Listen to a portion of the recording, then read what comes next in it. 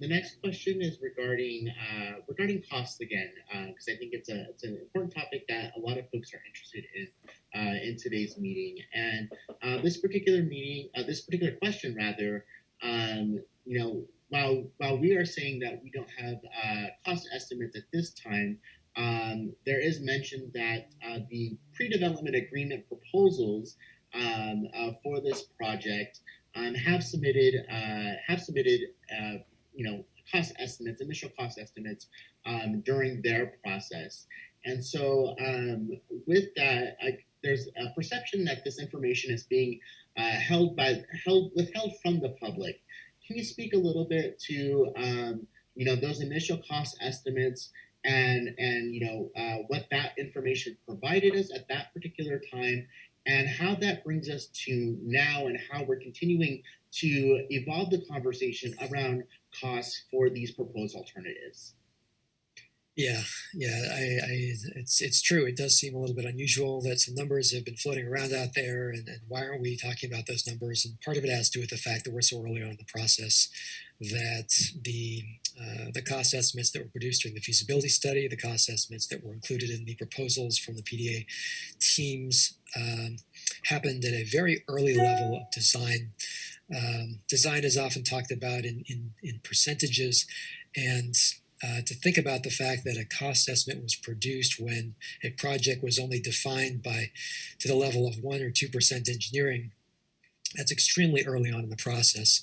And to try to characterize a design and say, well, you said at 1% design it was going to cost this much, so we're going to judge it based on that early estimate is a little bit unfair to the design teams, and I'd also say it's unfair to the process. So one of the big components of cost is uncertainty, and the more design work you do, the greater certainty you have, and the more you can reduce the proportion of cost that's related to uncertainty.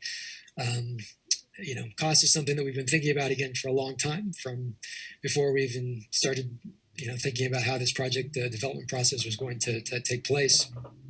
And part of the reason why we're including innovative elements is because we think those innovative elements and that innovative approach can help to improve the cost performance of the different alternatives.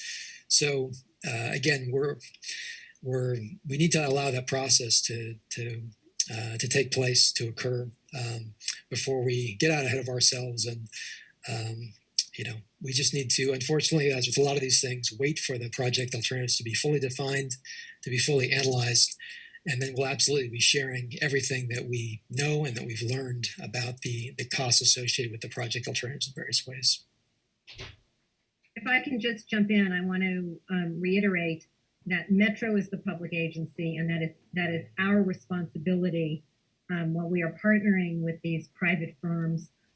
It is our responsibility to review all of this information and make sure that we feel that it is accurate, that it fulfills what we need it to fulfill, and that we have the best interests of all the taxpayers of LA County in mind. That is Metro's role in statute. That is our role. That's what I would say about that.